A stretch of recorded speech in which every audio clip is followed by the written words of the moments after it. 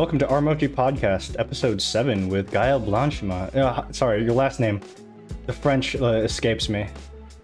Oh, don't worry about it. You can pronounce it either the English way, Blanchemain, or if you want to do really French, you do Blanchemain. Blanchemain. Gotcha. That's right. Yeah, I tried to like do people's names like appropriately, just because like they're like having lived abroad in different places, just like the names that are like close enough, but like it's clearly why is this the universal understanding of it? So like Peking duck, it's supposed to be Beijing. Japan is a bastardization of Zipangu.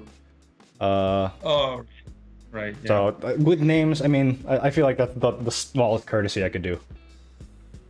Well, I appreciate that, and it generally derives from a nice motivation and a nice approach. It's something that I can very quickly tell where the conversation is going, or if it's going to go well, by the first approach. And it's true that people who just bust their ass trying to pronounce my impossible foreign name, it's a good sign in general. Yeah, it reminds me of like the whole thing. So with like gender identity and what pronouns people like to go by. It's very much in like the same route of somebody calling you a nickname that you don't appreciate, or like just calling somebody like dick face instead of their name. Yeah, it's about the same issue. I have the same impression. It's every time society constrains me a little bit for the sake of making the person in front of me a little more comfortable. Mm-hmm. I think that's the path to go. Not at any price, but I completely agree with. Yeah, and especially also like another thing that pops into mind that like in regards to names, like I knew so many Polish people in like the Chicago suburbs, and like Polish names have been like crazy adopted as soon as they like immigrated, because there were so many S's, C's, Z's, and we're just like, how can I simplify this to make your name more palatable to the American lexicon? I know. I have one of my friend is a second generation American, and his name is Helmut Floss. Mm-hmm. And Helmut, is that German? He grew up in yes, totally German. Mm-hmm. Yeah, and what he would hear from the older generation, Helmut, what kind of name is that? The one that protects your head. And that's right. Pretty much. Yeah, but there are names that like kind of go out of fashion that I definitely that kind of suck, because like Hitler ruined Adolf as a name, and that was a perfectly legitimate name before. Lucifer isn't a name you can get away with. I bet you some adopted it. The rule in France was that if the first name was not in the I don't know what you call that, a calendar, then if it didn't refer to somebody famous in history, mm-hmm. then you were not allowed to pick it. But now everybody does everything they want. And I was afraid for the kids who would just come for the first day of school called like, I don't know, Lucifer or Baphomet. But those names are fucking cool. Yeah, those names are cool. That's for one. And those names now, it's there's some kind of peer pressure to have an original name, mm-hmm. that makes it that now there's no original name anymore. Mm-hmm. I don't think you'd be slapped in the face for being called for being called Baphomet or something like that. Though somehow Gaylord is still a name. Like how is that a thing for like the last 100 years? Right?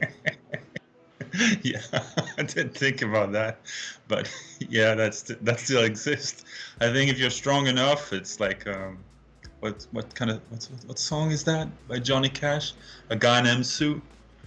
You know the story, no, right? I don't know about that. A guy named Sue is a guy that's named Sue, and it's the whole theme of the story. And the guy hates his father's guts for having given mm-hmm. this ridiculous name, and eventually he meets his dad, and the dad tells him, "Boy, life is hard. The world is, it's really an unforgiving place. So I wanted you to since I knew I was not going to be there around you for too long, I called you Su, so that you will learn to kind of defend yourself early on in your life. So we called Su. Baphomet would be the equivalent, I imagine. I don't know. Yeah, but Baphomet's like the badass angle to it, you know. It's true. It's much more. You're already starting out on the defensive if your name's Sue. Not to name bash here, but like, I agree there's with some you. naming I agree norms with that you. are very strange. Oh, in Tibet, it's funny. I have the weird feeling I already discussed that with you. But in Tibet, if you're born under the wrong stars, like on the wrong day, astrologically you are particularly prone to being attacked by entities or things like that, they will give you a ridiculous name on purpose, because that way invisible entities, demons, and what have you won't be interested because you have a ridiculous name. So that's why you have women who are called Chi Lu in Tibet. Chi means dog, Lu means what the dog leaves behind. So you get the idea. What they basically are called dog poop, because that's the way to keep assailants and demons at bay. Interesting. And the same. I've had a friend who also, he was from another area, not so far from Tibet, and his name was Kali. His first name, his secret name was Kali, because he was born on the wrong day, and so they gave him a terrific, like Baphomet, a terrific name in order to keep the danger at bay. That's. So yeah, there are definitely very, very different naming traditions. I pseudo get that, just because like I know as far as like demonology goes, it's like the demon's name has a lot, gives it power, or like, which is kind of metal, and like it explains why they've got such like badass names. Beelzebub, Baphomet, Mephisto. I think Bruce Lee's parents were also pretty superstitious. Supposedly for like a long time, like when he was growing up. I did like a book report on Bruce Lee when I was in like middle school, and there was like something nice. There was something about him. His parents were like very superstitious. I think they had lost like one or two boys, and so they got like the feeling like the spirits didn't want them to have a boy, and so when he was a kid, they raised him as a little girl. Wow. And he did some ballet, right? He did cha-cha. He was a dancer? He did cha-cha. He cha-cha. Yeah. Okay. He's a cha-cha champion, actually. Which sounds like a stutter, not an achievement. Yeah. Yeah, I didn't know that about Bruce Lee. There's again, don't like this. This is from a long time ago, of like a bastardized book report of a character. Oh yeah, I think it's somewhere there. Same thing with like Jackie Chan. Like he was sold by his parents to like an Australian, and he was enrolled in like a theater performing arts group with a bunch of like gymnasts, essentially, and like him and like 3 or 4 of the 5 kids that were in like these like little dragons, they eventually became like some of like the hugest guys, like Sammo Hung. I can't remember the other dude's name. He's in like all of like the police cop or the super cop movies. Yeah, I fucking love those kung fu guys. Their stories were always like the most interesting to me as a kid. Oh yeah, and far away from anything one could have imagined about what made them who they are or who they became. So Gaël, does that mean something? Can you tell me the story like with your name, just like on the topic of names? Oh, Gaël means son of the wind, and it's totally. My parents were at the time Ireland, and Irish and Gaelic names were just trendy, and so they picked up on the trend. There is nothing really special, but I don't identify with my name. All the more as I changed name when I became a monk, they gave me another name. So what's your monk name? Zhongchuk, which means it means enlightenment. Oh, cool. Zhong means completely the mind completely purified or cleansed up from its emotional defilements. And Chup means all the qualities inherent to the mind are completely developed. Of course, it's a direction. It doesn't reflect what I truly am right now. I'm not Chongchup, but I aspire to. So they just give you the name, or do you have to like choose it somehow, like a baptism kind of thing? They give you a name and you deal with it. And hopefully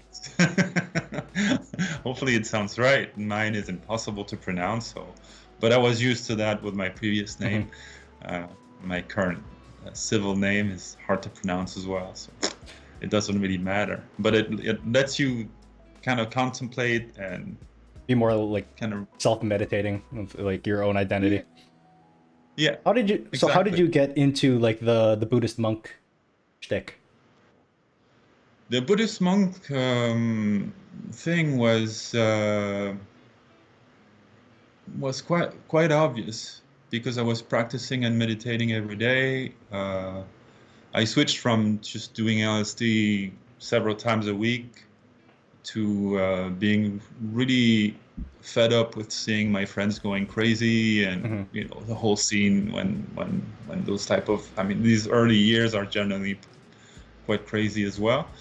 And so I got interested in meditating, and I learned that at a Buddhist center because I thought, well, I might as well go to what I identify as the root of this tradition. And was this in Marseille? Said you're from Marseille, right? I'm from Marseille, yes.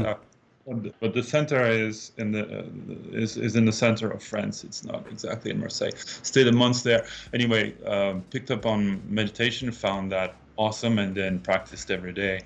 And the more I would practice, the more I would think this is the only thing I want to do. At least for now, this is the only thing I want to focus on. It's exactly what I've been starving this thing for years. Did you have to like live in the center? Was it like a monastery? It was a center. It still is a center. So it welcomes anyone, you know, across the spectrum of genders and races, and it's completely open. There was a mini monastery that we established because we needed some place to breathe.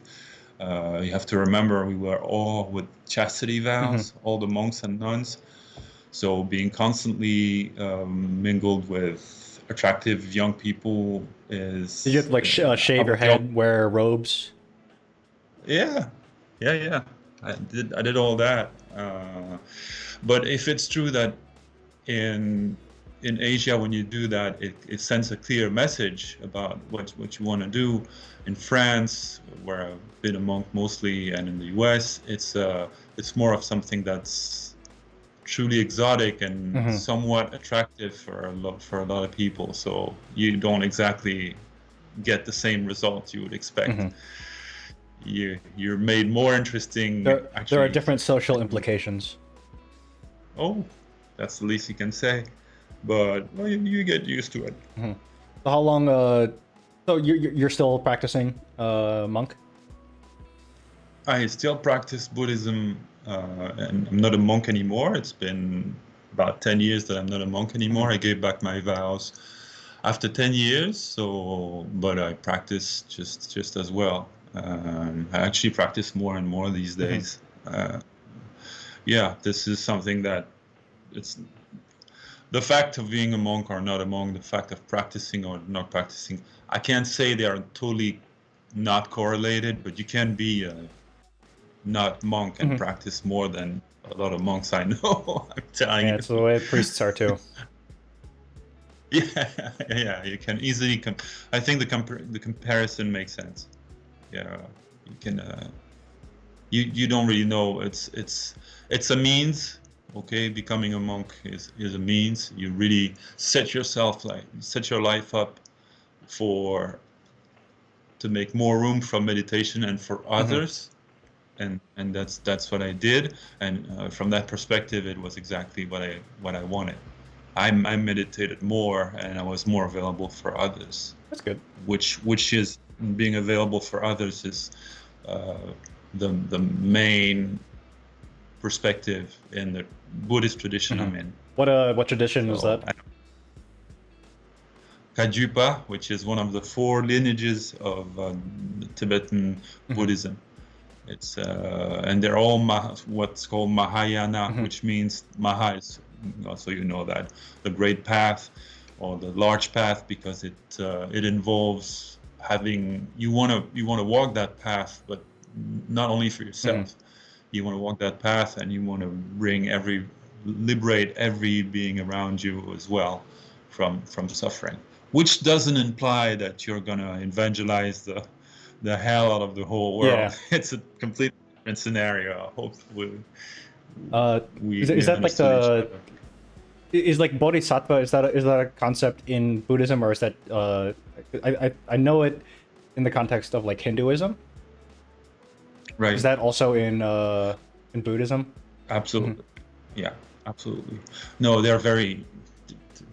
The two traditions are really side by side, and lots of bodhisattvas in Vedic traditions. Yeah, it's always interesting, like going back and like kind of seeing the historical lineage, like because Hinduism is like super fucking old, Buddhism is comparatively relatively new.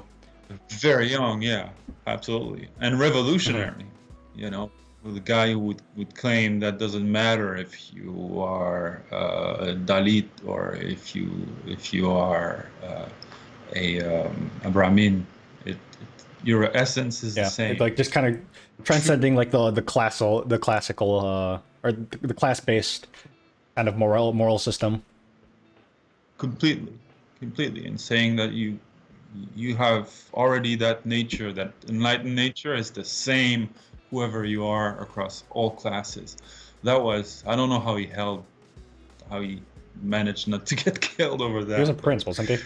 I mean, yeah, he was, but he renounced all that. So I don't know. I think you still got like a guy with like a sniper bow just over your shoulder, constantly watching you. I don't know. You want to divulge royal secrets? Sarbacanes, yeah. I don't know, bow and arrows. I don't know, but yeah, it was revolutionary, and it still is. It's very difficult to apply on a day-to-day basis and to accept as well. I'm not saying it's an easy tradition. It's interesting seeing like the for people who are practicing or not practicing, but like the ideas that are kind of for better living that people kind of eventually get out of it. You know, some people, you know, are horrible, even being devout practitioners. Oh yeah. But like the different values of like, you know, taking care of your neighbors, being good and being available, being mindful of yourself, and over consumption. It's all like very pragmatic and, you know, very good for your own like mental health stuff. Yeah, I think it definitely helps in that sense. It can be misunderstood, and once again, the same mistakes can be done with Buddhism, I think, as with other spiritual tradition. You can read the book upside down, and really convince yourself of things that have nothing to do with Buddhism, but more with your own neurosis. So, also something that I'm still working on. Trying and read these books and trying to understand the message as close as possible to how they were intended, and not through my own expectations, fears, and what have you, which is it's tempting, you know, to make your religion the thing that protects you out of everything. But it's not necessarily what it means. I think that's my my parallel with that would probably be like my attitude towards martial arts. Just because, you know, everybody wants to say that they have the strongest fighting style, they've got the most comprehensive, most, you know, successful martial arts style. This is the thing that'll kick everybody's ass. It has the deepest history. It has the best techniques, the most explosive power. But like, really, you know, they're an exercise. It's about how you kind of develop yourself pragmatically, and how you decide to, you know, kind of approach the rest of your life. It teaches you discipline. And like It is. to me, you know, there are elements of dance, but there's elements of just like, you know, learning. In Muay Thai, people think it's all about like kicking down trees, but like if you're sparring, the objective isn't to like knock your sparring partner out, because nobody wants to fucking spar with you. It's about to like you play with the other person, and you kind of learn how to. That's how you develop techniques. That's how you learn and like get better. Like rolling in Brazilian Jiu-Jitsu, it's like it's practical, and like if you want to like choke somebody out, that's probably like the most mileage you're gonna get out of it in like an everyday situation. But you know, if you're in a bar fight, you're not gonna be want to rolling around, because you know they might have a friend with a bar stool ready to smack you in the head. Oh yeah. Uh, Oh yeah. That's it's I agree with that, and the parallel is justified between martial arts and at least Eastern spiritualities. It really there's the perception we come all with that there is a prize or a reward or something. There's a goal somewhere on the path, and then you get that goal, whether it be slamming the head of whoever is doing another martial arts, and you prove your point that yours is the best and the biggest. Or like realizing a certain state if you're into meditation. Yeah, mastery of like a martial art versus like enlightenment, or just like exactly, you know, exactly. what does it mean to have like the really, black belt with the fourth stripe? It means a lot if you're in a tradition that for which your so-called accomplishments are going to bring you supporters and financial supporters, and that's where it gets really rotten at the core.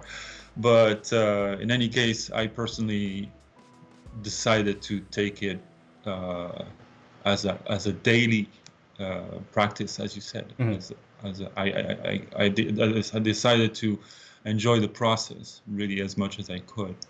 And this is, I think, a more sustainable way to get involved into some kind of practice. So I was a monk. I'm not a monk anymore. I might be a monk later. You never know. You're married, right? I'm married, so does it's very unlikely to happen. I don't know. There are priests who had like you know have kids. The marriage goes south. That happens. Right. But like, is your wife into Buddhism? Is she spiritual? Does she practice anything? She's completely Buddhist. Yeah, that's how we met, and I think that's also what made our union so he was a fruitful. Monk. She was a nun. Do I need to be any more obvious? She's never been a nun and never wanted to be, but no, we share a lot. We share enough to not fight over details and not having to discuss like the major lines and blueprints of our lives. We know what we want to do. So yeah, it's really cool. That part is really cool. Yeah, that's really good. Really happy about it. Yeah, whenever I'm discussing with my wife, like, oh, what would have been like hard no's if we were like just starting dating? What would have been like I'm out, and like spirituality and like being like either way too devout or having like, you know, radical positions that you're really not willing to move on. That's a really big deal breaker. I broke a deal on that basis. I left my first very serious girlfriend over that, and that was to become a monk, and I was terrible because also there is, what is she gonna tell her friends? I thought about it later, but you left me because you wanted to become a Buddhist. Is that monk? the equivalent of like that's not she left me and became a lesbian? Like exactly. That's what I thought. Wow, was the sex that bad? Christ. What did you do to that guy? But fucking shaved his head and vowed anyway. Abstinence. Christ. Right. No. It's something that I'm very, very satisfied with. But you know, there's a whole path, and I feel it's with Buddhism or with meditation, I think that's a general rule. It's you get the feeling you walk backwards, one step forward, three step because you zoom out so many, on the picture of your life, and there's many elements that are perceived in a very different way. So yeah, there's that there's that Dogun quote. If you don't find truth where you stand, where will you find it? Yeah, exactly. And this is that's not an easy one, because you can do that via meditation, and I think the version of meditation that's being marketed these days is very prone to understanding it for what it's not, for a means to obtain powers. And and if it's true that it's tangential to meditation, and yes, you can indeed develop exceedingly high capacity for focusing on a particular topic, and become. But you should not meditate for that reason. You're not gonna breathe fire or be able to transform into like a lion. No, you're not going to be able to do that. At least not in this life, supposedly, theoretically. No, and your personality is not likely to change. It's probably going to stay the same. It's how you handle it that's going to change. But I think it's good enough. For me, it's good enough. But I'm getting old, that's why. Going into more of the metaphysical, where do you land on like reincarnation? I'm still to be convinced. I just took the package of Buddhism and said, why not? After all, why not? About as plausible as any other suggestion. Exactly. I have no idea. But my current stand on it is that yes, there is possibly some sort of because everything is in continuity. And are interrelated. You don't find any event or any circumstance that's not the product of many other circumstances. So anyway, your life is completely interwoven with so many other phenomena, and so as you progress towards the other life, I'm sure there are commonalities. I'm sure there is something out there that is common with you in the previous life. But let's be serious. Do we remember our previous life? So what? Yeah, maybe reincarnation is a thing, but it's certainly not. It doesn't save you from death. There is still the death. Well, that's like the whole point of like transcending it, Yeah, but it takes time to kind of swallow it and digest it properly. I'm still on it personally. I think my problem with like specifically reincarnation is like, if you reincarnate into being like maybe a dog, that's fine, because a dog's life is roughly 15 years. That's not terrible. Right. But if you reincarnate and you're like a rock, which has been there for 50 million years. That's a long time. Yeah, that according to Buddhism, you can have unfortunate rebirth of that nature, but they belong more, and they're classified as hells. Yeah, for that reason. This is like the cycle of samsara, right? Yeah, but you're not forced to end up as a rock or as some kind of.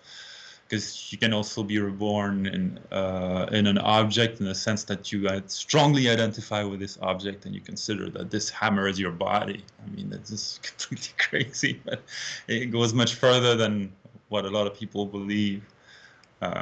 So I don't know. It's the idea of reincarnation is I'm neutral to that point. I don't know. I have no idea. It seems it's something that anyway has to do with what we consider existing. in Buddhism, they insist on the fact that true existence, something that exists, would be existing on its own without the help of any other phenomena, and for an undefined amount of time, and nothing matches those criteria. So Technically, the our universe life, in itself matches that criteria. There isn't really a but proper explanation, and it is simultaneously all of time and all of space. yeah, let's say that it's an interesting approach to it. Yeah, you can consider that the universe is maybe that. Uh, I don't know. I have a hard time. I have a hard time really understanding what science says about the universe and how it was born. And that Big Bang theory is I don't know. It's Not that great a show, I I think agree. it it's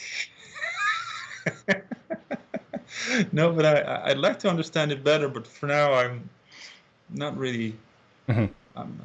It's going to sound extremely arrogant, but I'm not really convinced. It sounds like a magic trick to kind of explain everything all of a sudden coming to existence. I don't know. Mhm. It sounds surreal. I mean, I think that is where a lot of people will generally kind of go into like, oh, there is a point where science kind of like it eventually starts to sound like magic and like its own religion, and people will call it kind of like a scientism Right, or something akin to that. But like, right. oh, math kind of checks out. It's just kind of, do you have the time to kind of like sit through and parse it out, which most people honestly really don't have the time to. I tried explaining it once to like a friend while we were drinking, which was also, an indicator of it being a bad choice. Uh, but I think it was up to like 4 a.m. trying to explain like how quantum physics kind of explains that we don't exist. Uh, That's a I, brave I'm attempt. very skeptical about reality, and I'm much braver about it while I'm drinking. So this is tea, Yeah, by the way. same here. Same here. Yeah. You'd be welcome having vodka in the evening. Yeah, man. Yeah. So you eventually moved to the New York as a translator, and now That's right. you're in Oregon. How'd you kind of like That's right. settle on a place and like that time in your life? No, no, it's I still don't feel at Hmm. home. And I never felt at home other than in Marseille, Hmm. honestly. But I don't think I'm gonna go back to Marseille and live there. It's just that I haven't. There's so many. Look, there's so many paradises still in this world, and we don't get to enjoy it. Like my wife is gonna take me to Cancun and all the areas surrounding it, and Hmm. it's. And I've lived in these conditions for like a few months, in El Salvador and just by the beach. Oh my God, I gotta check out more of Central and Southern it's America, Central and then South America, and also Southern America. yeah, Honestly, yeah, only been to Florida. yeah, yeah, And Florida's not a good yeah. You, cross section of anything. I don't know. I won't allow myself to say anything about it.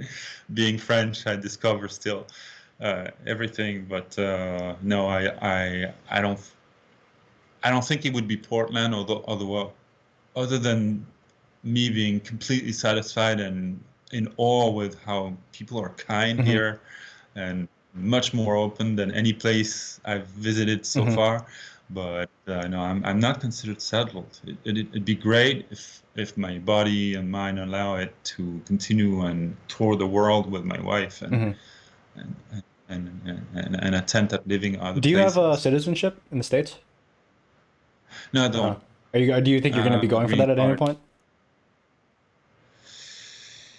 At this point, I wouldn't say the Um, passport's really worth it. So, I mean, um, I don't know. The last episode of Trump being elected mhm. really threw a bucket of ice cold water on my face, and I really thought, well, is this something I want to be a part Shining, of? the shining castle on the hill is a guy in a trench coat. Like, check out my golden dick. Yeah, yeah, yeah. That really scared me. So I don't know. I don't Mhm. know. Maybe not.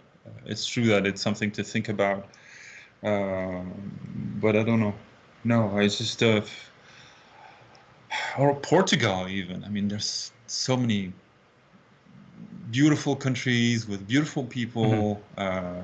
The thing is just how you get it to last and how we're gonna adapt to it. I You don't get know. rich. That's how. You get enough money to Yeah, not have to actually make a decision. You just have the option, you know? yeah, yeah. That's on my blueprint, and that's on my roadmap as well.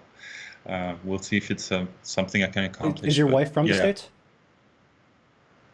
no, she's from El Uh-huh. Salvador. She's from Central America, and she's a Hmm. citizen, so she doesn't have my issue. Hmm. But yeah, we both share the same status of not really belonging anywhere. It's too late to come back to our country, Hmm. but we're not part of the U.S. as of yet. Yeah. I don't know about you, No, that. and I don't know how you live because you're a citizen, an American citizen, Yep. aren't you? Okay, Technically second so you don't generation. have. So I mean, I honestly think it's like it's a really big thing. I think I've talked about this in like other podcasts, like the whole idea of like kind of placelessness. Uh, and like my parents, like they sometimes like struggle to feel like they're Americans when they're anywhere except for outside of America. So if they're in the States, like they're Filipino, they're different from other Americans, but anywhere else they're proud to be like, oh, we're Americans, we can do this, we can do that. Um, but like at home, you know, you because you feel like you look different from what is otherwise the stereotypical American, and you speak a different language, and it's not part of their natural inclinations to be proud of being American, which I think, you know, Uh, there's a lot of people who were like brought to America as like little kids, and like they can't feel like they're from Mexico, like if they, especially if they don't speak the language. And in the States, they're always treated like they're a minority. So, do you feel like you're an American in the place that you grew up? You know, Hard to yep. tell, huh? Yeah. And, I that's how I feel with Vilma, my wife. She she she's as much of an American as she can be, Hmm. but there's something somewhere always gonna tell her, no, you're not. Hmm. You're not. But she manages. Anyway, so for me, no, jumping in the boat and becoming an American, it doesn't seem to be what I want to do, at least not right Hmm. now. Gotcha. Yeah, honestly, like because I'm not planning on staying in Ukraine forever. Like I'm also trying to think of like where I want to be in the States, and my previous choice of Oklahoma, because I'm interested in like Southern culture that's not just associated with racism. Like I like the Right. food. I like the idea of like hospitality. It's got really nice mix of different weathers and different terrains, and it's kind of in like the Southwest. But then they passed really restrictive abortion laws, and also I think like 80% of the state was given back to Native Americans. And while it'd be cool to live there with them, I think we're unfortunately going to have to cross that one out. So I'm still trying to figure out where I would be moving with my wife and our dog. Bleh. Don't you miss having us like a social life? I mean, yeah, I don't know how social your life is in Ukraine, but don't you miss sometimes when you're in the countryside in the US, having access to friends, access to places where you can hang out? Um, Because kind of, sort of, but at the same time, like you know, I'm in within the same time zone. I'm able to talk to people like when they're awake and like or drink with them online or something. And if I want to like fly out to the other state, it's the only real constraint is, you know, paying for the ticket. It's not about visas to go see a friend. Um, what's the food? I really So no, fucking miss the food. I think the food's higher up on my priority list than being able to see friends. let's be honest. Tell me how you really Oh feel yeah. about it. Okay, I get it. I miss it personally. Hmm. Having lived for 2 years in upstate New York in a full-blown countryside, I felt really, really lonely. Hmm. And and the only people I would meet were Buddhists, and Buddhists are weird in general. So it was Well, let's be honest, we're fucking weird. weird, and so I didn't enjoy myself. I would definitely, if I was in the heart of Kansas or Arkansas, I think I would suffer. Hmm. I I would mean, the suffer people the in the heart, isolation, everything else. yeah, the people in the heart of Kansas and Arkansas suffer. I mean, so there you go. There you go. Yeah, we'll see. I don't know. You see, one of the things I realized I need to continuously work on is also, okay, what kind of lifestyle do I want for myself? Is there, aside from using jobs as an excuse to live a life that is not necessarily entirely Hmm. satisfying, what else is holding me up from really living the life I want to Hmm. live, and why am I afraid to kind of define that? I discovered recently something that you're probably familiar with. It's very corny, all right, so don't throw rotten tomatoes at me. It's called Solarpunk. I have not heard of this. So Solar the punk. idea is just that, we design unconsciously as humans. We weave a society that looks like the stories we've heard. Hmm. And so far, the stories we've heard are essentially, for the last 30 years, they were essentially cyberpunk stories. So like a completely derelict future, the nature is wrecked. There's humanity is just controlled by Blade corporations Runner. and everything. Exactly. And all its grandchildren, now it became somewhat like uh, a blueprint for Hmm. society, and because so many events, especially on the ecological level, have gone in that direction.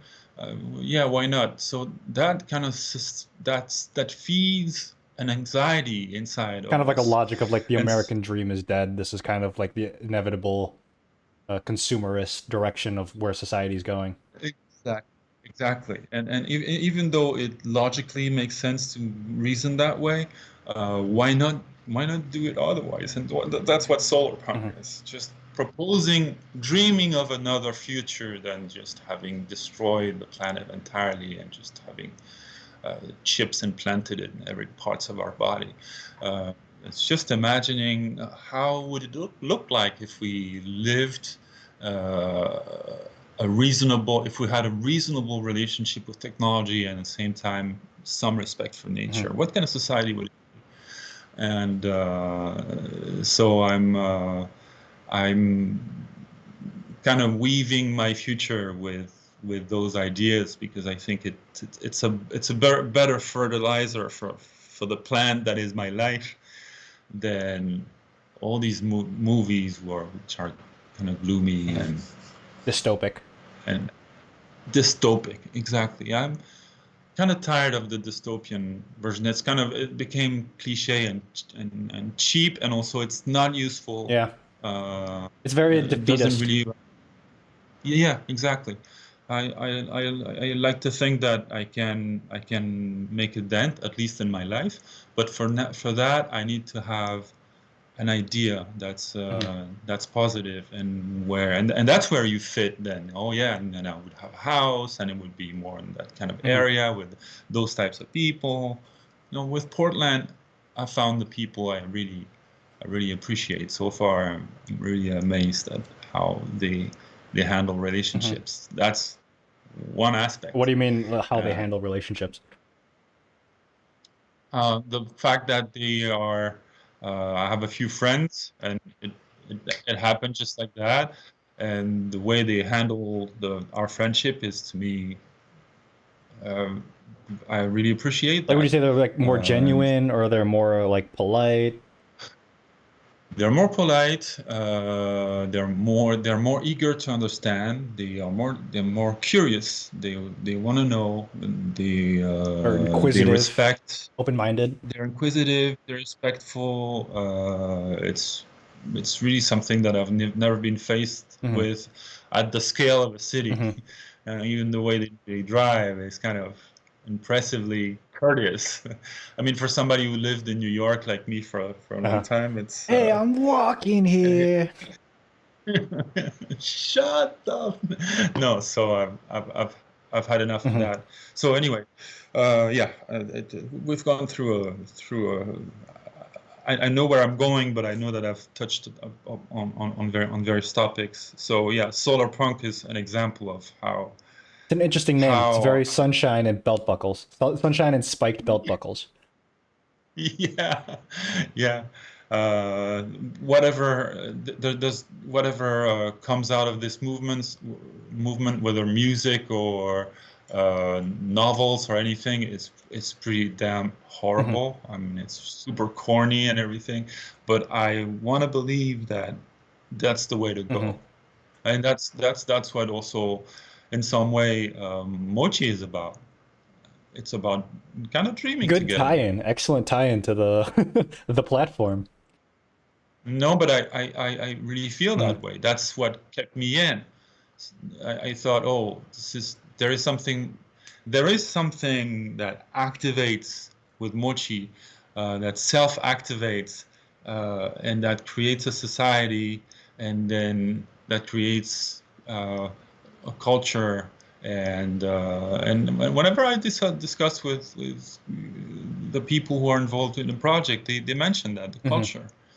culture not as this vague notion. No, culture in the sense of it includes everything. It includes how you treat each other, what makes you enthusiastic, what makes you angry, all that. What and are the and dankest it memes that make you ROFL? well, that's part of it, of course. But seeing things from the perspective of someone who, I'm not really interested in social media, so I could be really uh, I could criticize the project very Hmm. much, but I don't, because I see that it has an impact on how we behave, Hmm. and positive impact on how we dream, and what tools we want to use to make those dreams come true.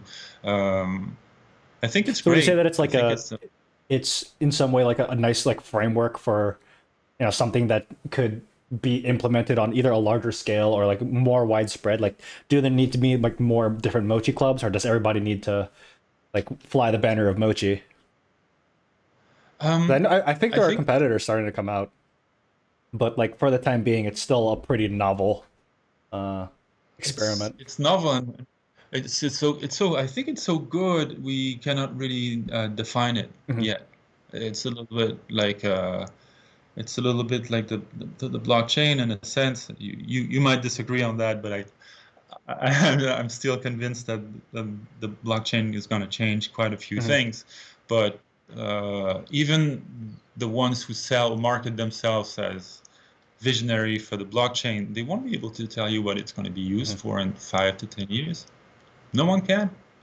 And Mochi touches a bit of the blockchain, but mostly uh, what it's like to grow a culture, Hmm. and without forcing anyone. Just by means of, it's like this cell that breathes in necessary elements, Hmm. and develops like that. And I think it's very, very organic. and I think it's not going to be necessary for now, at least, to make it this change machine. It's becoming that on its own. I think the way it's been designed is very cunning. So yeah, I enjoy the process very much. I rejoice when I see It that. sounds what you're saying kind of like reminds me. I was talking with Amanda Dominguez, I think, like a few podcasts ago, about cyborg Right. anthropology, about how like the humans kind of evolve around like partly symbiotically with the technology and like our means of communication and like our public identity, and just like both the blockchain and like Mochi kind of evolving, but we're not really sure how uh, in our relationship with other humans is interesting. That's that's how I feel. I think this is the heart of most of what we do. AI or not, it's still going to start with humans for Mm-hmm. now.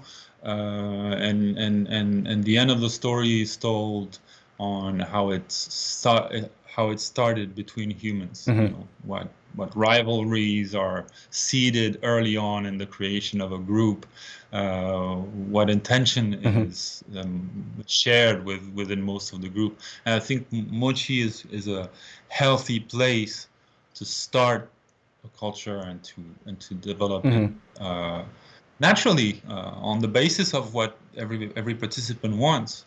But I think it's healthy. That, that's I what I wanted to definitely say. think that as for in terms of like both the platform and kind of the goals, the fact that there is like a degree of like selectiveness to it. It's not about just like how many clicks can I get out, how many advertisers can I like jump onto this project with. Uh, it's about like fostering both a sustainable but also like a distinct and valuable like internal culture. Right, and it works. And this is not something that that's what also I like most is uh, I didn't see it coming. Mm-hmm. I just trusted Gabe and a few people who got it started. I thought they're people who think, so it's clearly something they thought about for a while, and it's not just a game. It's got to be something a little more, Are and you into by exploring, are you yeah. into the mochi like the food? Oh yeah, yeah, yeah. It's pathologic at I would some say point. Yeah, no, it's very surprising to me in the same way that my first interaction with mochi was. My friend brought it out as like a treat from like the freezer, and like there were like the balls with like ice cream in them, and I had no idea there was fucking ice cream in it, right, and so I bit right. into it with all the force I had. You know, Instant brain freeze. It's the exact opposite of like biting into a molten hot pizza roll because the outside was like kind of nice.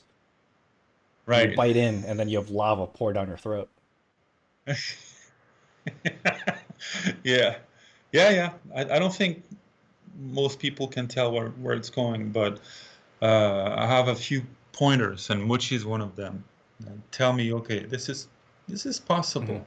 There are directions that are definitely healthy. They're based on things that are realistic, relationship between people, nature. I mean, there are things that seem to be reasonable building blocks for my next 20 years, if God, I mean, God Mm-hmm. willing, we'll see. God or Buddha For willing. now, no. Yeah, whoever. Cool. So, you're also currently going through a programming bootcamp. Who is this through again? Treehouse, Mm-hmm. Team Treehouse, and yeah, it's they fire hose a lot of knowledge. It's hard to follow. It's a boot camp. Yeah, yeah. Yeah, the fire hose is straight down your throat. You have to be ready for it. But for me, it's excellent. This is what I Mm-hmm. needed. I've been And you're recommended doing this that. to kind of develop your back end skills, or is it front end? Mhm.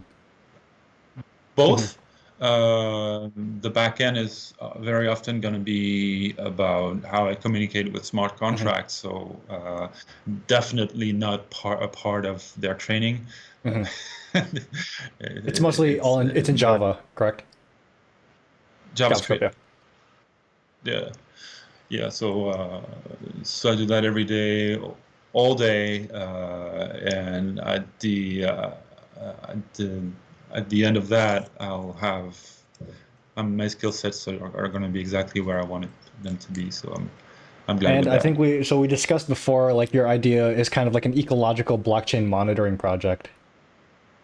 Yeah, so it's called Regen Network. Regen, like regenerative, Hmm. and Do you have it's this just already an example. copyrighted and set up? Because this is eventually going to be going public. I don't want to pull the rug from Oh, under you. it is public. It's going public today, I think. Okay. Uh, so it is a thing, and it's a project that basically offers to be a single point of reality that enables you to know where are the soil at in various parts of the Hmm. world. Are there forests? Are there layers of toxic waste? Are there, and the purpose is to let companies and NGOs and state institutions have one single point where they can see and transact Like shared around what topographical data. this Hmm. exactly. So I find it extremely useful. I am sure it's going to take a while to pick up momentum because the way things have been arranged so far around fixing the planet have been extremely decentralized and messy, and nobody really agrees on Hmm. anything. So, but starting with that perspective and saying, okay, we're going to offer you a place where you can definitely be clear about what's going on in various locations, and where you can actually harvest trees, where you Yeah. cannot. So the idea was What's it's proof of planting. Is that as you described it? oh that is more a little love project I have on the Oh, okay. side. Yeah, I would love to offer the possibility for anyone to plant a tree and be Hmm. rewarded for that. But for that, you need to have an app that mitigates cheating as much as Hmm. possible. So with like I mean, with the regen network and just like how blockchain works, would they like the objective be to like tokenize it, or would there be to like to how do you incentivize like proper reporting and like you know well, participation, fair yeah, participation? people. You have a token for Hmm. that, indeed, and you're going to have mediators who are verificators. I don't know what to call them. Verifiers, Verifiers. Thank you. validators, Yeah, I think. validators who are going to make sure that who are going to verify the claims that are made on the Hmm. platform. So yes, it is definitely necessary. And it's a good challenge, I think, because in as much as with DeFi, you're dealing with things that are already out there in some kind of financial Hmm. stratosphere, what happens on Earth, there is proof. There's nothing more tangible than that, but you need to prove it Hmm. in order to bring it to the blockchain as a reality. You need to have enough chains of people who verify one another's Hmm. work in order to put it on the blockchain and say, okay, this part is covered in healthy forests and there is no overexploitation in this area. Uh, you need Hmm. that. You need more than one participant. I personally think the project is too in advance, so it's going to probably suffer from being too visionary. Uh-huh. Uh, Like the scale is a little bit but too idealistic yeah, for the time being. yeah, I think so. But I think if you don't get it started at some point, Hmm. it's never going to happen. So sometimes it's just you have a first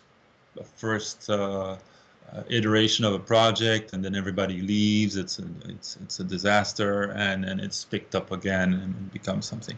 I wouldn't surprise Civil, for instance, the journalistic Hmm. project launched by Consensus, who basically went south, would be picked up again Did it go and became. bad? I like the idea with civil. So that's like a they like the smart contracts are kind of tied to their like mission statement, correct? And Yeah. so like their journalistic credentials are kind of like riding the line of are we fulfilling this like what we set out to do, and are the people who are like Yes. investing in us getting like are they satisfied with our work? Exactly.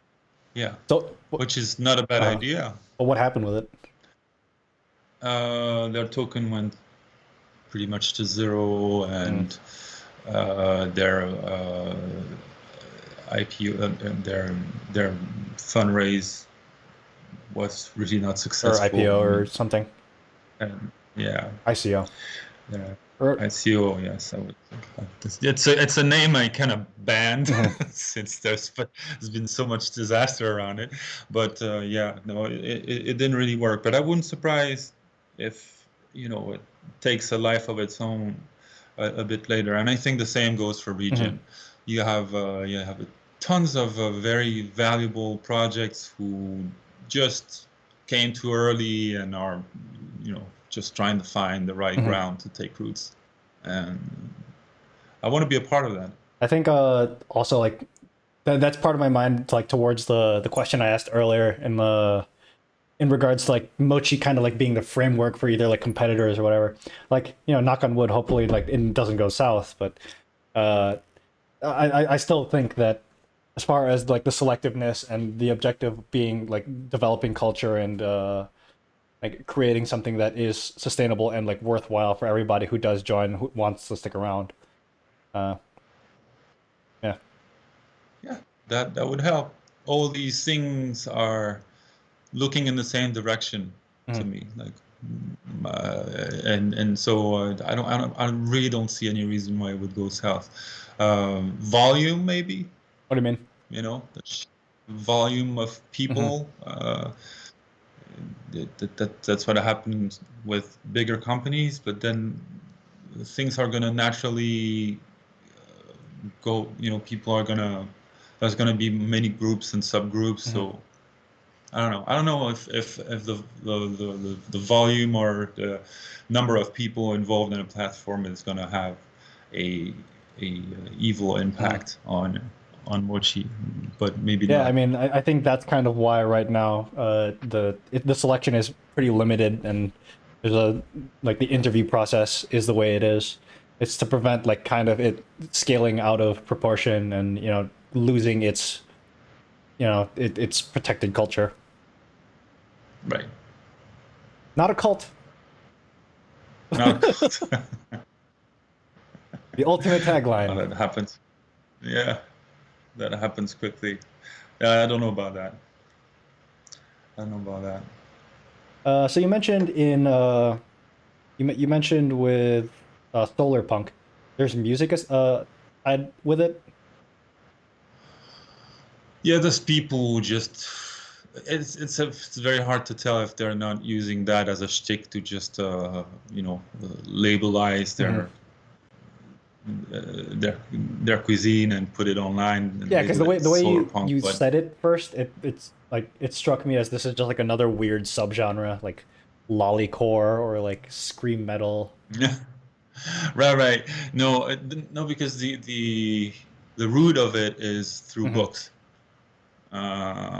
So I tend to think that when people make the effort to read, to write novels or short stories, it's going to have a little more density than just a musical fad. And in that case, it starts with vision for the future. Hmm. You might find it corny, you might find it, but at least it's a base, I mean, I think and it's it does. I think at the Yeah. very least, like right now, it's better to like kind of learn from the mistakes, I guess, of like the previous generation where it was just like everything's good right now, the money is infinite, we're the US is the best country in the world, there's nothing that could go wrong. We'll just keep doing what we're doing, there's no consequences. So like at least now, like seeing we're able to like predictively uh kind of see the direction that the world is going ecologically, kind of seeing what's going on with wealth inequality stuff, we're able to more proactively try to solve things by like, funding things better or building better technologies like that would, you know, make the world more ecologically sustainable and like in the future. I think it's a good thing, you know. Oh yeah. No, we're in a good position in that sense, and even politically, we're I think in a good place. No, I'm positive about it, Mhm. but it's an effort, and it's an effort to look in a certain Mhm. direction. Yeah. So I hope more journalists are going to get Mhm. involved because it's not completely a game of make believe, but it's necessary to raise Mhm. awareness about that, and instead of pointing fingers at all the oil leakages and disasters that happen, that still needs to happen. But on top of Still needs that, to be covered. The uh, oil leakages don't need to happen. yeah, exactly. You're right.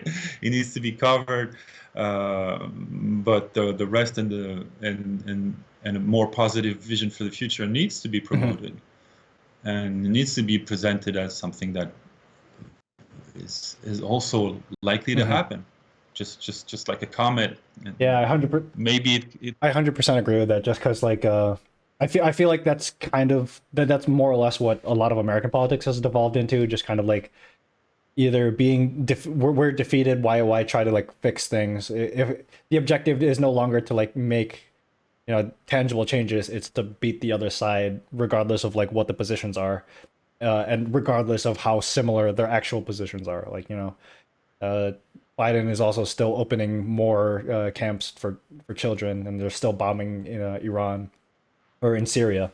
So, like, I think now, especially with a lot of the larger like grassroots politicians, and with a lot of new like business initiatives that are trying to be more sustainable and they're trying to be more like conscious about stuff.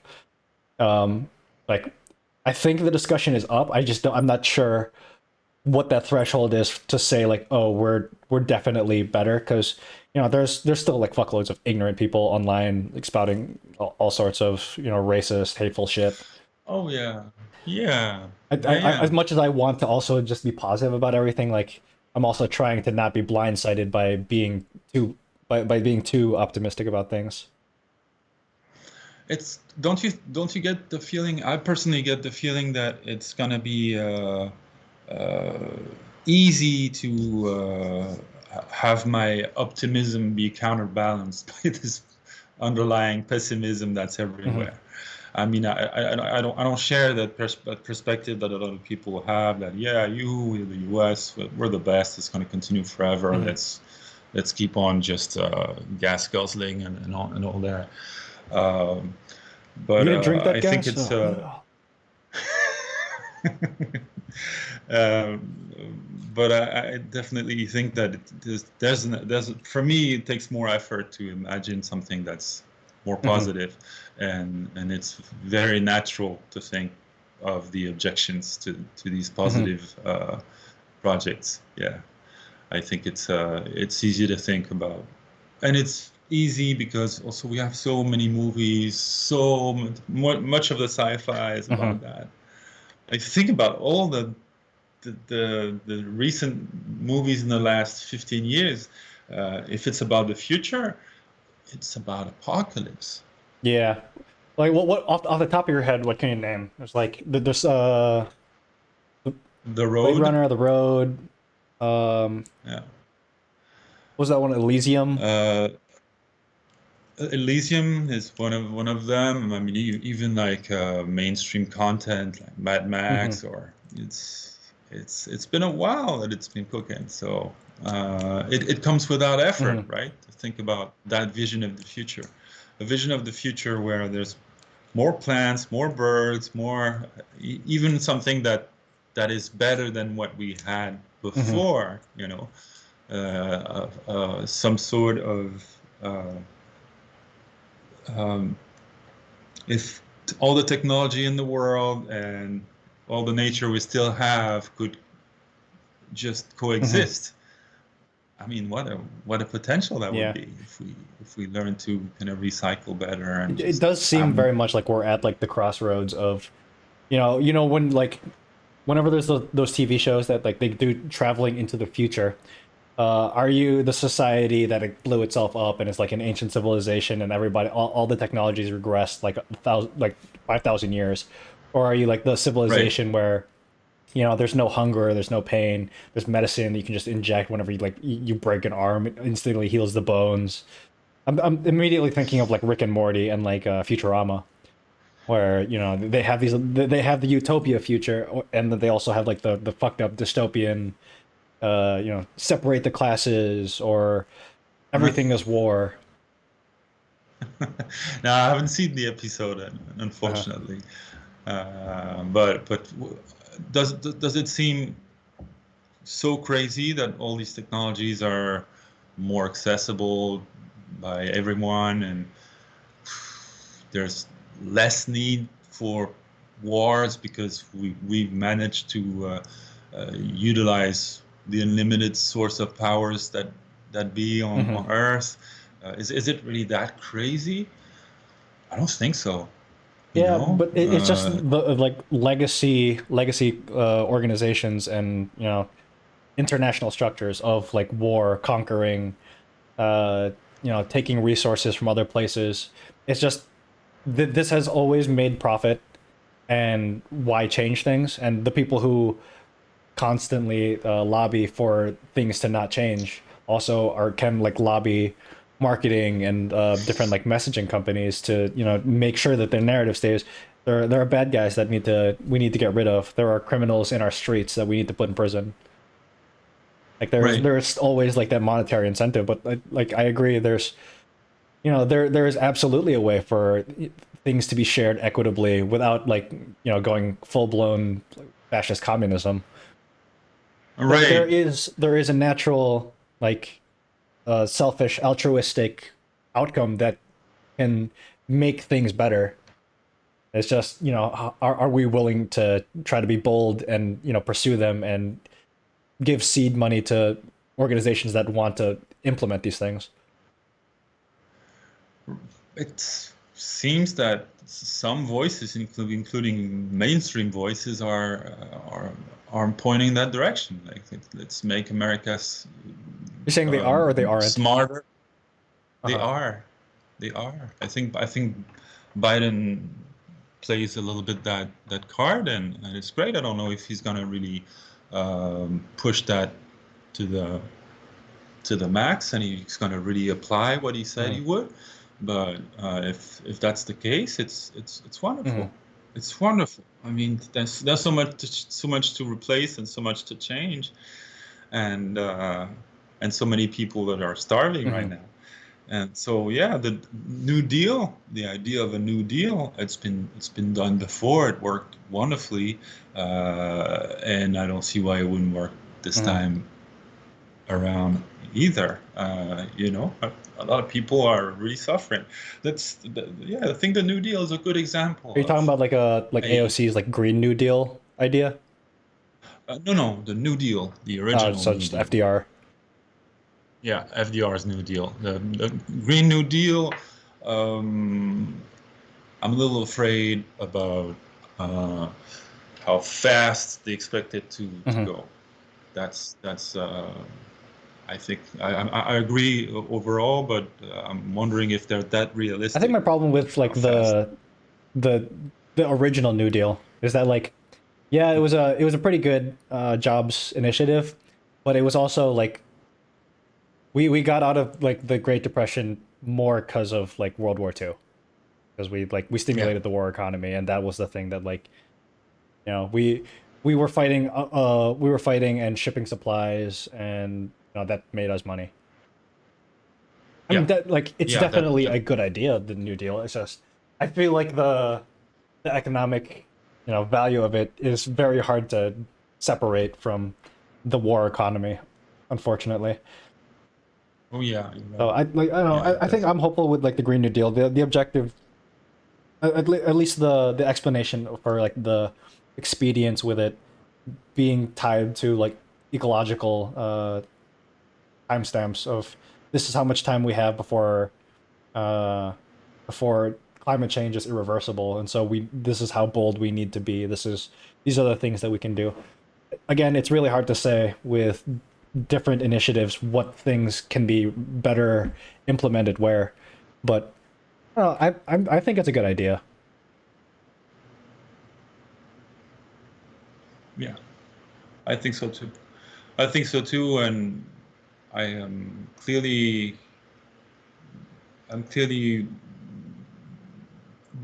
bullish about a lot of things that can happen in the future. Uh, I know not a lot of people are, but I think there's really, and I'm not talking about necessarily, the blockchain-based enthusiasm about how it's going to replace banks. And this is really blockchain as a minute part to play in this whole story, but I think we can really change things for the better. Yeah. I'm down with it. I've always had this not always, but I've been harking on this if I were to run for any sort of political office, like my platform Right. is one just like would be in favor of a lot of like ecological initiative, but in kind of like the vein of a New Deal, slash an integration with like the whole World War II or the war economy thing.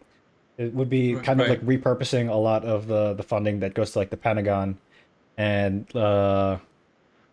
doing like a federal jobs program that also it would be kind of like a conscription kind of thing, but it's not specifically just the military. It would be towards like a bunch of different federal positions, including like road work, working at hospitals, working at administrative buildings. For my pitch is for 1 year you do uh you work in like what in one of these fields. You could either select it or you could like do some sort of test. It would include the military, so you could do 1 year of like the boot camp, the training stuff, and then after it Right. you get to do you can go on with your education. You can potentially stay within the field. You would get some sort of compensation doing this. It's not just like free labor. But one, it like helps rebuild infrastructure. It helps fund and keep people working in places that are desperately in need of labor. And two, it kind of it takes all of like the insane amount of money that we're throwing at the Pentagon, and even within the military, you're not signing 8 years away of your life when you're just turning 18 and you're not allowed to drink. It's a 1 year training thing, and then you get to decide whether or not you want to stay in that or if you want to go get an education, and that way everybody can say like in some way they're helping serve their country. They are. I did that when I was young. I don't know if that exists. I was a consensus objector, and In so France. that gave me, yeah, in France. So instead of spending 1 year in the army, you spend 2 years serving your country. But in that case, I worked in an educational observatory. But yes, definitely, it's I think a good thing to put our youth to use. I feel like too many people would see it as like way too communistic of a way too socialistic of a direction. If we Really? were to try to implement it in the States, Oh, despite having like this a lot of. like very pro-war culture, uh, Oh yeah, you're right. You're right. Yeah, socialism is still veterans. like a pretty big boogie word in the States. Yeah, I'm well aware of that. Yeah, I don't see how socialistic that your proposal would be, uh, other than I just mean, having to do a year of any sort of like labor for the state, I think would be seen as socialism. oh yeah. Technically it is socialistic in its practice, but it is also like it's not take all of your crops and all of your wealth and then redistribute it. It's No. properly use taxes and then also kind of it's kind of just imagine like another year of school. Yeah. It's not like Yeah. It's not like forced labor. You're gaining useful skills. You're gaining professional awareness, and you're becoming a functioning member of society. Yeah, and you're faced with a reality that you probably wouldn't access from your original Hmm. class. So yeah, that's my experience in that. They still need they So still need to yeah. teach how people how to do taxes in school. No, no, you can't do that. You would So what was you your education like in France, and then eventually coming over to the States? Like you're still technically continuing your education with like programming stuff. Yeah, it's never Hmm. ended. I did university in France in English, literary Hmm. English, and then I learned as a Buddhist monk. I learned Tibetan Hmm. because I wanted to be close to to an old master who only speaks Tibetan. So So did you do that and also old. after college or after university? Yeah, yeah. After college, after university, yeah. In my yeah, in my 20s, my 30s, 20s, late Mm. 30s, 20s, early 30s. And yeah, that was my uh, second wave of learning Hmm. things. And when it comes to IT and develop the programmation, it's been a good 7 years. Yeah, it takes Hmm. longer. But yeah, I don't. There's no reason why I should stop learning stuff. What was school like That in France for you? You say it was like a good experience. Was oh, I disliked uh it very much. I'm not really designed for that. I learn better on my own and with an objective mhm, than just very generalistic type of mhm. approach in France. Yeah, you you, you learn about everything. You have tons of homework. It's a whole day. It's not like the U.S. You start as a kid. You start your day at 8:30 and it ends at 5, 6. So Fuck. no, I yeah, fuck. I really didn't like it. I definitely like a lot of like the initiatives like that kind of change and reform how schooling is, how testing is. Because like there are a lot more like studies now into seeing how kids actually learn better, as opposed to just like, oh, this is how we learned it, this is how you should learn it. Oh yeah, we can do much better than that. That's for sure. But I don't know. It seems that the educational system is slow to evolve. But yeah, they have already proven that. I think that's in Hmm. Finland. They let kids sleep until 10, Oh 8, God. 9, 10. Yeah, and their results, their accomplishments, their scholarly accomplishments are way Hmm. better because we're designed that way. There's a reason why we And can they wake pay up people to when go to their schools, to their universities. there you go. No, I think they're doing a better Mm. job than France or the US for that matter. Uh, Supporting them is important. I see what my daughter goes through at her college and how much work she has to do. It's not a life. On the one hand, I have to encourage her to continue and Is do she it, in but college? Is she in high school? yeah, she's in college. She's in UBC and British Columbia Hmm. University. So yeah, she works like crazy. Is it really the life we want to have? Like, are we? I don't know. I So don't. for like universities in France, is it I'm sure it is nowhere in like comparison to like the cost of American college. Oh, it's yeah. No, you don't pay. Man, That's the fuck every country difference. that's not the US who didn't have to fucking pay for the goddamn higher education. You don't pay, but it's also very much harder to get Hmm. accepted, of What is course. it's more It's competitive or what? Yeah, it is. In the beginning, the first 1, 2 Hmm. years are insanely competitive because you don't pay. But So you're also able to like yeah, apply to universities in other EU countries, correct? of course. Yeah. Yeah. I don't know how. I don't know what's the scenario. I know they have a program. The EU has created a program to enable that to happen, so you can go and do it. No, no, but I'm But saying like as a French citizen, or like when you're going through the education system in France, when you're applying for colleges there, you're not just applying for right. universities in France unless you want to, but like you can apply to like study in Spain or study in the UK without having to like Yes, you can. and then you also get like uh uh student residencies and stuff living in the other countries. Yeah, they make it easy, and you don't have to really worry about uh, residency Hmm. or you know uh, the moment you're a European, you can live anywhere Hmm. you want. Uh, the, the, the the UK unfortunately is not part of that Womp anymore, womp. but yeah, doesn't matter. Who fucking needs them? No, I think I can't criticize them that Hmm. much, even though the way it was done and the ideologies behind are just And the smelly. leadership is But fucking ridiculous. Is Boris Johnson still the prime minister? I don't know. I stopped really keeping in touch Mhm. with that. Yeah, I know. It's Like just Ukraine, it's for a long time. It's now been the one of the prime objectives to be able to integrate into the EU. But like naturally, there's like that huge fight with like Russia wanting to be able to maintain its control, or its influence over Ukraine.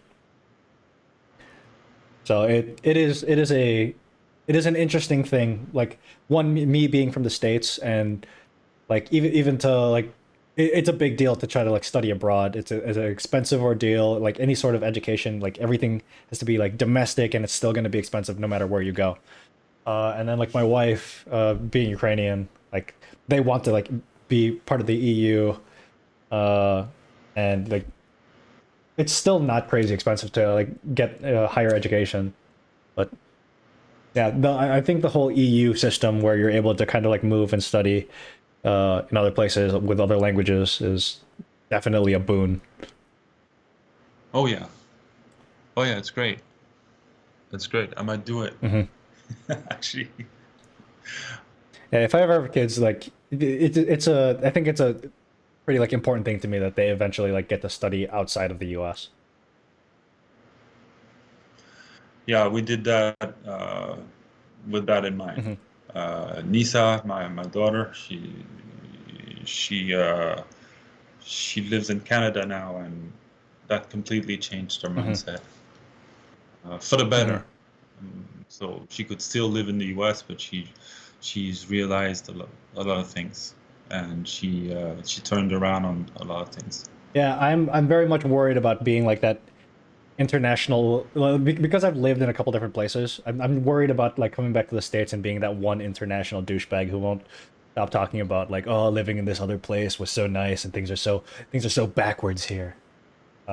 But Oh but yeah, I think it's important to like have a bit of like an international mindset in a lot of things. It's not just us living in this one place, an insular society. Like we globalization has happened, uh, for the better or worse, and like it's hard to not have that as part of your mindset.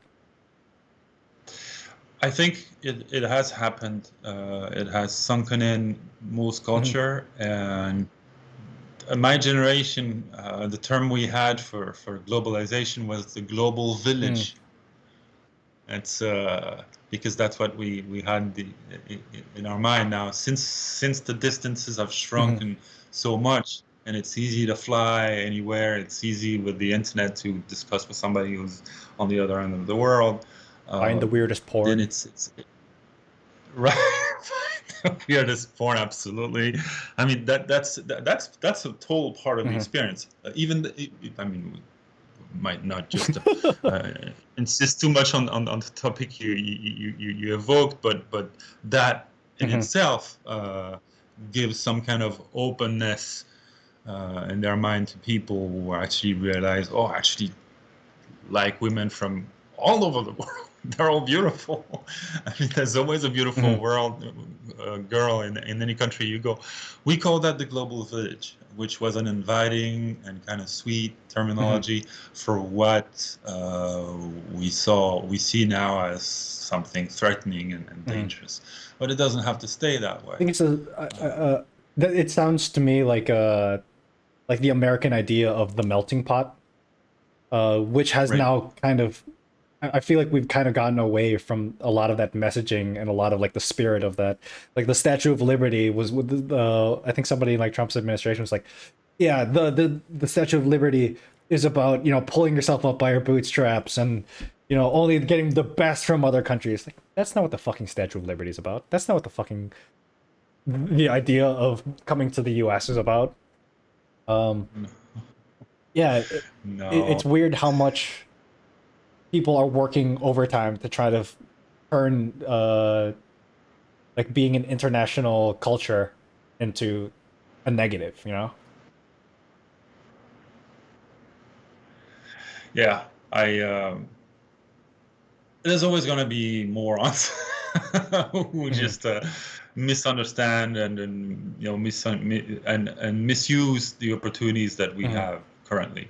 But I think we still have these opportunities. They can be put to good use, and this global village can be not a Mhm. nightmare. I still think we have enough resources. I still think we are going to learn a lot technologically. We're going to learn a lot, and if we handle all that well, it can actually be much nicer. It's not about I'm not into the let's mitigate the Mhm. damage mentality. I want better than Mhm. that personally, and I think we can get it. Agree or disagree? There are more good people in the world than there are bad people. Or good there are more good people in the world than there are evil people. Agree. Agree. uh, you have absolutely evil people. I think they tend to occupy higher roles, higher Mhm. ranks. I think this is the case. I think it's easier for a sociopath to make it in the corporate world than it is for somebody who has a little bit of Empathy. self-respect and empathy. But nevertheless, I think yeah, by most people are cool Mhm. people. And very often, because of the society they live in, their coolness cannot be really uh, cannot breathe and Mhm. cannot really exist and manifest. But in most cases, people just want to be left alone and be useful if they can, and that's it. That's what about you? Do Yeah, you agree I or disagree? 100% agree with that. Like Right. it takes a lot of effort I think to like, you know, to be evil and then also like be okay with it. Like Right. because, you know, for a lot of things you're kind of like taught to try to be a moral person, to have to like value things intrinsically without having to, you know, not everything needs to have a resale value. Not everything needs to be an investment. Right. Um and in regards to like having that be your morality, where, you know, where humans are just numbers, deaths and casualties are all statistics, like that. I think it takes more work to be kind of soulless. Everybody, I think, it wants to be the hero of their own narrative. Everybody wants to be the good guy. Everybody wants to like succeed and be proud of like their success. Nobody wants to be ashamed of how they live their life. If you have enough, if you're smart enough, that's exactly what you would want to do. I agree. Uh, what story? What story will my life be for my Mm-hmm. grandchildren? Is something pathetic and about greed and hatred, or something about growth and learning and love? I would certainly think that the latter Mm-hmm. is more the option that I would choose, and that anybody would choose. So Well, hopefully, it's just yeah, I also think like a lot of the good people, like they kind of get drowned out by uh you know, the harshness of a lot of reality stuff. about having to Oh yeah. deal with being sustainable, having to deal with like their taking care of themselves and their health, and like needing to at the same time you know stay afloat and keep in contact with people. It's difficult. The world isn't easy, It but is. I think that is just like less mental. It's less mentally and like spiritually draining, I think, to want to be good. It is more emotionally Hmm. efficient. You definitely spend less energy uh, trying to be good than trying to be the best all the time, Hmm. which equates being bad. To me. It's just, yeah, having a completely focused rivalry based mentality makes you bad all around. But it doesn't mean you're bad, but you're acting bad because you have severely misprogrammed Hmm. your Yeah, where you life. can't like enjoy, because people want to enjoy like singing and dancing and like making art. They don't want it to have to Yeah. be their their livelihood. Like if they can avoid it, in most cases, I think people would want to be able to do it as much as they can without having to worry about where am I going to get my next meal. It's gonna that too is gonna change. I don't know to what degree robotization and mechanization can free time for people and not just get them to be laid Hmm. off. For now, it seems that it's not exactly working ideally, but why not? I mean, just that I don't feel we're that far from that situation where work is going to be just especially work by human is going to be uh, just not worth it. Hmm. And not even at slave wage, it's going to be not Hmm. worth it. So there's going to be we're going to have to find something to do with us. Yeah, it's a huge effort, I think, to try to like instruct people and like inform them too much about like, oh yeah, like inflation, interest rates, investing in your life. You need to value your time. Everything needs to be have a dollar amount. I think it's more like learning. I think it's a simpler message to you know you get more value in your own life by kind of doing things and that you enjoy than money that I don't know. I think I'm trying too hard to pull out a larger message, a simple No, marketable but message.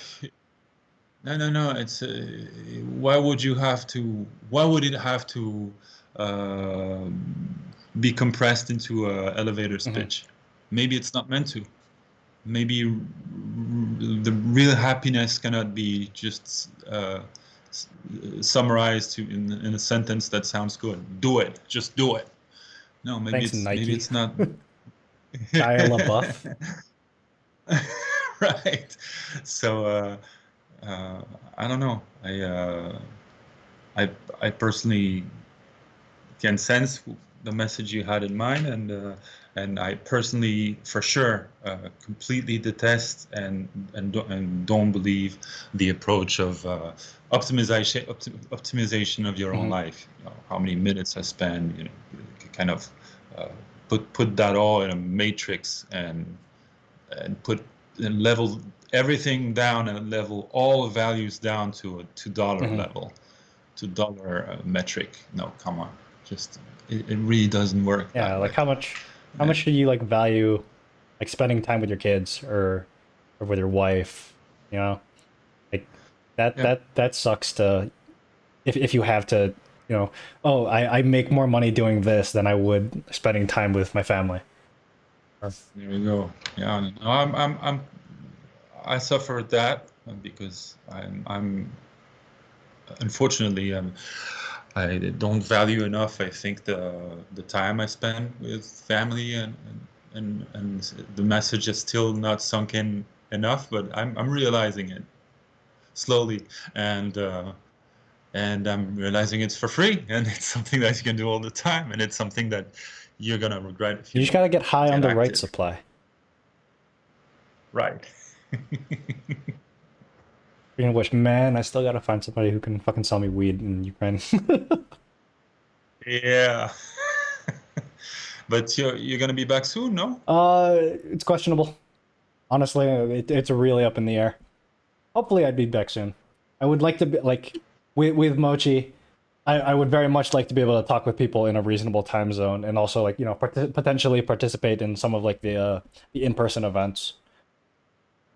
So, like right now, both with like COVID and just getting the visa process all the way through.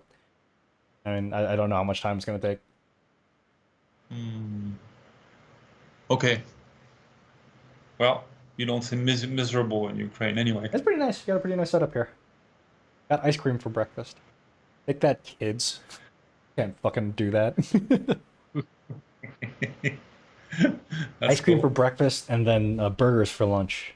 I made the burgers, but still, I'm in charge of my No, life. that sounds it's perfectly reasonable to me. That's how I see a lunch and a breakfast. Yeah, man. All right. So we are approaching, I think, the end of the podcast. Do you have anything that you kind of want to plug? Anything that you've been working on? Uh, any books or movies that you'd like to recommend to people?